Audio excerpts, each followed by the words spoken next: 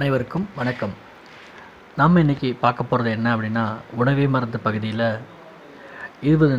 இது குளிர்காலம் அப்படிங்கிறதுனால சளி இருமல், மழைக்காலம் குளிர்காலம் அப்படின்றதுனால சளி இருமல் நமக்கு சாதாரணமாகவே வர்றது ரொம்ப இயல்பு.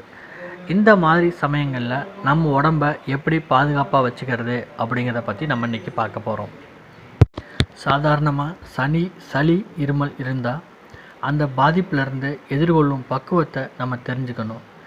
சாதாரண நாளை காட்டிலும் அந்த சமயங்களில் சளி இருமல் இருக்கிற சமயத்தில் நமக்கு அதிக ஆற்றல் தேவைப்படும். அதிக ஆற்றலோடு இருந்தால் தான் நோய் தொற்றுகளை எதிர்த்து போராடும் நிலைமைக்கு நம்ம உடம்பு இருக்கும். நிலைமை படுமோசமாக இருக்குது அப்படின்ற சமயத்தில் நம்ம ஸ்கூலோ காலேஜோ அல்லது ஆஃபீஸ்லேயோ நம்ம இருந்து விடுப்பு எடுத்துகிட்டு, அதாவது லீவு போட்டு நம்ம வீட்டில் இருந்து நம்ம உடம்பை பார்த்துக்கிறது நல்லது. அதே போல் ஓய்வில் நம்ம வீட்டில் இருந்தால் தூங்குறத மட்டுமே வேலையாக வச்சுருக்காம இந்த டிவி, செல்ஃபோன், லேப்டாப் இதெல்லாம் பார்க்குறத தவிர்த்துட்டு சளியை வெளியேற்ற வேலையை அப்பப்போ பார்க்கணும். அதே போல் இரவில் சளி இருமல் அதிகமாக இருக்குது அப்படின்னா தலையணையை கொஞ்சம் உயரமாக வச்சு படுக்கிறது தப்பு இல்லை. அப்படி இல்லை அப்படின்னா சளி மூக்குக்கு, அதாவது தலைக்கு, கண்ணுக்கு, இந்த காது ஓரத்துலலாம் ஏறி சைனஸ் பிரச்சனை வரும். அதாவது நெஞ்சு சளி தொடர்ச்சியாக இருந்துச்சு அப்படின்னா அதை தண்ணீரால் மட்டுமே கட்டுப்படுத்த முடியும். அதனால் ஒரு பாட்டில் நிறைய வெந்நீர், சுடுதண்ணி வச்சுக்கோங்க. அதை அப்பப்போ குடிச்சிட்டே இருங்க.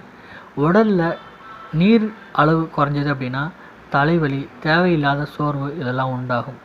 அதே போல் சோடா, காபி, ஆல்கஹால் இவற்றையெல்லாம் தவிர்த்துருங்க. அது உடல் நீரை விரைவில் வறட்சியாக்கும் அப்படின்றதுனால அதெல்லாம் தவிர்க்கிறது ரொம்பவே நல்லது. அதாவது தொண்டை புண், அதாவது லைட்டாக தொண்டை உறுத்துற மாதிரி இருக்கும். தொண்டையில் புண் ஏற்பட்டுச்சு அப்படின்னா ஒரு டம்ளர் தண்ணியில் உப்பு கரிக்கிற மாதிரி போட்டு மவுத் கார்கில்னு சொல்லுவாங்க. அப்படி மவுத் கார்கில் பண்ணுறது, அந்த மாதிரி வாய் கொப்பளிக்கிறதன் மூலமாக தொண்டையில் இருக்க புண்ணு, தொண்டை கரகரப்பு, இருமல் போன்றவை சரியாகும். பாட்டி வைத்தியம், அதாவது பெரியவர்களாக இருந்தால் ஒரு ஸ்பூன் தேனை நைட் படுக்க போகிறப்ப குடிச்சிட்டு படுத்தோம் அப்படின்னா இருமல் குறையும். மற்ற நேரங்களில் லேசான சூட்டில் லெமன் டீயில் தேன் கலந்து குடித்தா நல்லது. அதே 1 வயதுக்கும் குறைவான குழந்தைகளுக்கு தேன் கொடுக்காதீங்க. இந்த சளி பிடிச்சிருக்க காலத்தில் வெந்நீரில் குளிக்கிறது ரொம்பவே நல்லது. உடலோட சோர்வு சரி செஞ்சு உடலுக்கு ஆற்றலை கொடுக்கும். உடல் வலி இருந்தாலும் அது சரியாக்கும். வீட்டு குறிப்பு, அதாவது இஞ்சி டீ, கஷாயம், நிலவேம்பு கஷாயம் அப்படின்னு இயற்கை மருத்துவ பானங்களை வல்லுநர்கள் மூலமாக அவர்களின் ஆலோசனைப்படி பின்பற்றுறது ரொம்பவே நல்லது. அதே போல் வீட்டில் சிக்கன் சூப்பு, அதாவது நாட்டுக்கோழி, இப்போ பிராய்லர்லாம் குடிக்கக்கூடாது. பிராய்லர் நம்ம உடம்புக்கு ரொம்பவே கெடுதல். அதனால் நாட்டுக்கோழி சிக்கன் சூப் வச்சு சுட சுட சாப்பிட்டோம்னா சளி இருமலுக்கு இதமாக இருக்கும். அடுத்தது சளிக்கு இஞ்சி நல்லது. எப்படி அப்படின்னு பார்த்தோம்னா, இஞ்சி வறட்டு இருமலை எளிதில் நீக்கக்கூடிய ஒரு பொருள். கொஞ்சம் இஞ்சி, அது கூட கொஞ்சம் உப்பையும் தூவி சில நிமிடங்கள் நல்லா மெல்லணும். அதோடு துளசி இலை கொஞ்சம் சேர்த்துக்கிட்டால் சளி இருமலுக்கு ரொம்பவே நல்லது. அடுத்தது பூண்டு, அதாவது பூண்டு ஒரு 4-5 பல்லை எடுத்துக்கிட்டு அது கூட கொஞ்சம் நெய் சேர்த்து நல்லா பொரித்து எடுத்து அது ஆறுறதுக்கு கொஞ்சம் முன்னாடி கொஞ்சம் வெதுவெதுப்பாக இருக்கப்போ அந்த பூண்டை சாப்பிடணும். அதே வெள்ளை பூண்டை நல்லா நசுக்கி குழம்புலையோ அல்லது சூப்லேயோ போட்டு சாப்பிட்டோம் அப்படின்னா சளி இருமலை இயற்கையான வழியிலேயே நீக்கும். அடுத்தது ஆளி விதை, அதாவது ஆளி விதையை எடுத்து நீரில் கொதிக்க வச்சோம் அப்படின்னா பசை மாதிரி வந்துடும். அது இயற்கை ஆன்டிபயோட்டிக்காக நமக்கு பயன்படும். அது கூட எலும்பிச்சை சாறு, அது கூட கொஞ்சம் தேன் சேர்த்து குடித்தோம் அப்படின்னா தொண்டையில் இருக்க வீக்கம் சரியாகும். மிளகில் கருமிளகு இருமல் சளிக்கு ரொம்பவே நல்லது. கருமிளகு டீ குடிக்கிறது தொண்டை வலியை விரைவாக குறைக்கும். ஒரு கப்பு வெந்நீரில் 2 டேபிள் ஸ்பூன் தேன், 2 ஸ்பூன் தேன், அது கூட கருமிளகை 2 சேர்த்து அப்படியே ஒரு 15 நிமிஷம் மூடி வச்சிடணும். அதுக்கப்புறம் எடுத்து அந்த தண்ணியை குடிக்கிறது மூலமாக நமக்கு சளி இருமல் நல்லாவே குறையும். அடுத்ததாக பால் மற்றும் மஞ்சள்தூள். சூடான பாலில் கொஞ்சம் மஞ்சள் சேர்த்து குடிக்கிறதுனால சளி குறையும். அதே போல் பாலும் மஞ்சளும் நம்ம உடம்புக்கு நிறையவே நல்லது செய்யக்கூடிய பொருள்கள். அது சளி போன்ற பாதிப்புகள் இல்லாத நாட்கள்லையுமே கூட பாலில் மஞ்சள்தூள் போட்டு குடிக்கிறது நம்ம உடம்புக்கு ஆரோக்கியம்தான். குழந்தைகள், பெரியவர்கள் என அனைவரும் நம்ம இந்த மஞ்சள் பால் குடிக்கிறது நல்லது. அடுத்தது எலும்பிச்சை சிரப்.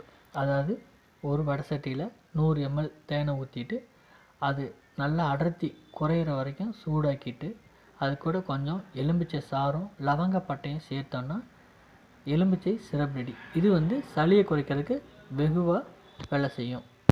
அடுத்தது வெங்காய சிரப்பு.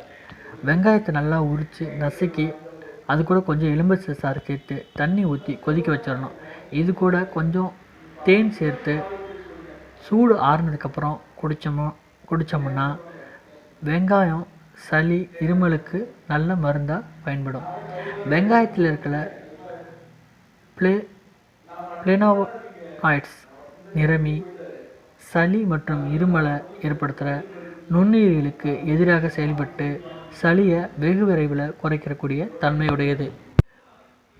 வீட்டிலேயே எளிய முறையில் இனிப்பான மிட்டாய்கள், அதாவது சளி இருமலை போக்குற மிட்டாய்களை நம்ம கடையில் வாங்கி சாப்பிட்ருப்போம். அதை வீட்டிலே தயார் பண்ணுறது எப்படி அப்படின்னு பார்க்கலாம். கொஞ்சம் இஞ்சி சாறு எடுத்துக்கணும். அது கூட கருமிளகை வறுத்து பொடியாக்கி வச்சுக்கணும். இஞ்சி சாறையும் மிளகு பொடி கூட மஞ்சள் சேர்த்து தேன் சேர்த்து நல்லா டைட்டாக கெட்டியாக உருட்டி ஒரு 10லேருந்து 15 நிமிஷம் வரையும் வாயிலே வச்சுட்டு அதை அப்படியே முழுங்கிட்டோம் அப்படின்னா இதையே ஒரு நாளைக்கு 2 டைம் 3 டைம் வரையும் சாப்பிட்டு வந்தோம்னா நல்ல மாறுபாடு கிடைக்கும். சளி இருமலை போக்குறதுக்கு உண்டான வேலையை அது நல்லாவே செய்யும். சளி இருமல் அப்படின்னு வந்துட்டாலே சுடு தண்ணீரை குடிக்கிறது ரொம்பவே நல்லது. இது தொண்டையில் ஏற்படுற வீக்கத்தை குறைக்கிறதோடு இல்லாமல் சளினால் வர காய்ச்சல், அதனால் வர நோய் தொற்று கிருமிகளை நீக்கிறதுக்கு இந்த வெந்நீர் அருந்த வேண்டியது கட்டாயமாக இருக்குது. அதனால் வெந்நீர் குடிக்கிறது ரொம்பவே நல்லது சளி இருமல் இருக்க டைமில். அடுத்தது ஏலக்காய் பொடியும் நெய்யும் கலந்து சாப்பிட்டோம் அப்படின்னா மார்பு சளி, நெஞ்சு சளியை குறைக்கும். அதே போல் சீரக பொடியும் பனங்கற்கண்டும் கலந்து டெய்லி 2 வேளை சாப்பிட்டு வந்தோம் அப்படின்னா நமக்கு சளி இருமலை குறைக்கும். வல்லாரை சூரணத்தை தேனில் கலந்து சாப்பிட்டோம்னா சளி இருமல் குறையும். அடுத்ததாக கருந்துளசி இலையை 1 லிட்டர் தண்ணியில் போட்டு வச்சுட்டு அது கொஞ்சம் நேரம் கழித்து கொஞ்சம் நேரத்துக்கு ஒருக்க நம்ம குடிக்கிறதுப்ப சளி இருமல் குறையும். அதே போல் துளசி இலைகளை மென்று முழுங்குறது மூலமாகவும் சளி குறையும். அடுத்ததாக தேங்காய் எண்ணெயில் கொஞ்சம் கற்பூரம் போட்டு சூடாக்கி அதை ஆறுனாக்குனதுக்கப்புறம் நெஞ்சில் தடவினோன்னா நெஞ்சு சளி குறையும்.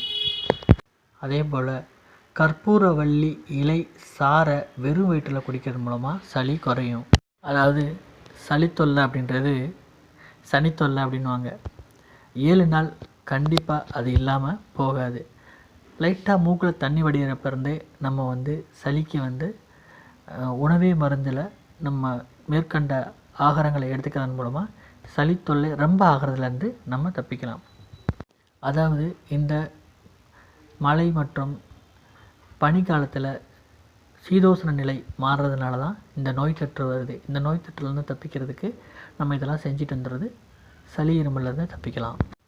சளி இருமல் அப்படின்றது பெரிய விஷயமே இல்லை. நம்ம உடம்புல இருக்க தேவையற்ற அழுக்குகளை வெளியில் ஏற்றுறது தான். இருந்தாலும் நம்ம இந்த காலகட்டங்களில் அதோட தொந்தரவுகளில் நம்ம ரொம்பவே கஷ்டப்படுவோம். அதுலேருந்து தப்பிக்கிறதுக்கு தான் இந்த உணவு மருந்தில் இத்தனை டிப்ஸும் நம்ம சொல்லியிருக்கோம். ஓகே நண்பர்களே, சளி இருமலுக்கு என்னென்ன உணவு முறைகளில் மருத்துவ முறைகள் இருக்குது அப்படின்றத நம்ம இன்றைக்கி பார்த்துருக்கோம். இதுபோல் உங்களுக்கு தெரிஞ்சதை கமெண்ட்டில் போடுங்க. இந்த வீடியோ பிடிச்சிருந்துச்சுன்னா லைக் பண்ணுங்கள், ஷேர் பண்ணுங்கள், மறக்காமல் பெல் பட்டனையும் கிளிக் பண்ணிக்கோங்க. அப்போ தான் நாங்கள் போடக்கூடிய வீடியோ ஒவ்வொன்றும் உங்களுக்கு சேரும். நன்றி, வணக்கம்.